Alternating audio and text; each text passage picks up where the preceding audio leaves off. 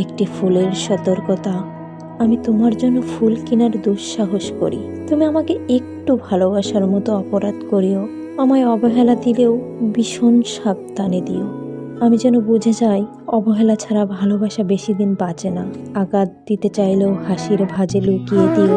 আমি যেন শিখে নেই ভালোবাসার আঘাতগুলোই সবচেয়ে চেনা। দুঃখ দিতে চাইলেও আগে 2-1 বার ভালোবাসি বলো, তারপর না হয় দিও। আমি যেন বিশ্বাস করি দুঃখ ছাড়া ভালোবাসার গভীরতা হয় না। ছেড়ে যেতে চাইলে এমনভাবে অভিযোগ তুলো যেন আমি প্রশ্ন না করি। যেমন স্বর্গ ছেড়ে নেমেও আদম হাওয়াকে দোষ দিতে পারিনি, ঠিক তেমনি এইসব কথার ফাঁকে ফাঁকে 25 সালটাও চুপচাপ গুটিয়ে নিচ্ছে নিজেকে।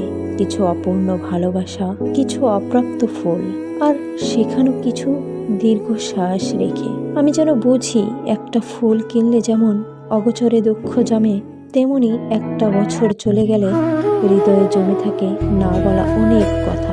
তবু এই বিদায়ের শেষ লাইনে দাঁড়িয়ে নতুন বছরকে ডাক দিই নিঃশব্দে।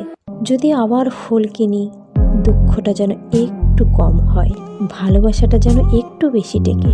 আজ ভালোবাসা আর দুঃখের মাঝখানে দাঁড়িয়ে আমি 25 সালকে বিদায় জানালাম আর 26কে স্বাগতম জানালাম।